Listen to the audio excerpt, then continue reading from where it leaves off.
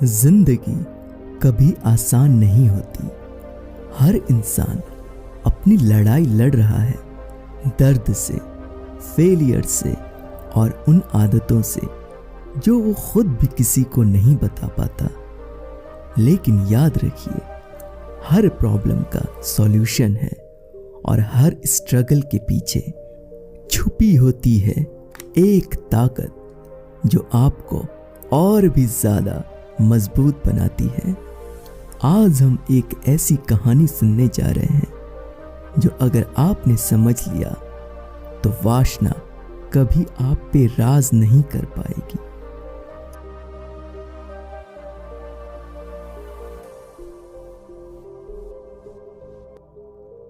एक ऐसी रात थी जिसमें इंसान का भविष्य तय होने वाला था। एक व्यक्ति ध्यान में बैठा था। वो था सिद्धार्थ गौतम। और उस रात फैसला होगा, क्या वो बुद्धा बनेगा या वासना का दास बनकर समाज हमेशा के लिए अंधेरे में डूब जाएगा। तभी अंधेरों से एक शब्द गूंज उठा, मारा, काम वासना का देवता। और उसके साथ उसकी 3 बेटियां, तन्हा, रति और अराती। उनकी अदाएं, उनका नृत्य, उनका लालच, ऐसा जाल जिसमें सब फंस जाते हैं। मारा गर्जा, गौतम आप भी इंसान हैं। वासना से बचना नामुमकिन है। आप कभी बुद्धा नहीं बन सकते। सोचिए, अगर उस रात सिद्धार्थ हिल गए होते तो आज दुनिया कैसी होती। न ध्यान, न सुकून, न ज्ञान, सिर्फ वासना की आग, और इंसान उसका गुलाम होता। जो मारा उस रात बुद्धा के सामने आया था, वही मारा आज हर घर में बैठा है। पर आज उसके हथियार नए हैं। मोबाइल के स्क्रीन पे एंडलेस स्क्रॉलिंग, रात की तन्हाई में गंदी आदतें, एक पल की सुकून के लिए की गई गलतियां जो बाद में दर्द बन जाती हैं। आप छोड़ना चाहते हैं पर छोड़ नहीं पाते। यही मारा का जाल है। एक नशा जो आपको तोड़ता है और फिर भी रोज करना पड़ता है। पर जैसे उस रात बुद्धा ने मारा को हरा दिया, वैसे ही आप भी हरा सकते हैं। लेकिन कैसे? आइए जानते हैं ये राज बुद्धा और मारा की कहानी से। बोधि वृक्ष के नीचे गहरे ध्यान में बैठे थे सिद्धार्थ। और सिद्धार्थ के सामने मारा ने अपना सबसे बड़ा प्रहार किया। उसकी बेटियां, उनकी अदाएं, उनके नृत्य, आंखों में ऐसी छवियां जो मन को तोड़ दे। आप सोचिए, एक इंसान, तन्हा रात और सामने ऐसे लालच। कौन बच सकता है? मारा के तीर एक के बाद एक गिरे। लालच, मोह, नशा और वासना, हर प्रहार इतना तेज कि प्रकृति भी कांप गई। मारा चीखा और चिल्लाया, गौतम, ये शरीर मेरा है, ये मन मेरा है।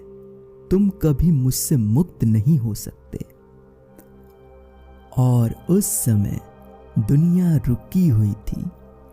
क्या सिद्धार्थ हार जाएंगे? क्या वो भी वासना के गुलाम बन जाएंगे? अगर हाँ, तो इंसानियत का सफर वहीं खत्म।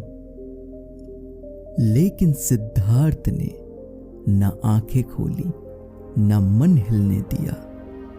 वो सिर्फ गहरी शांति में बैठे रहे और फिर उन्होंने अपना हाथ जमीन पे रखा और बस इतना कहा, प्रकृति मेरी साक्षी है।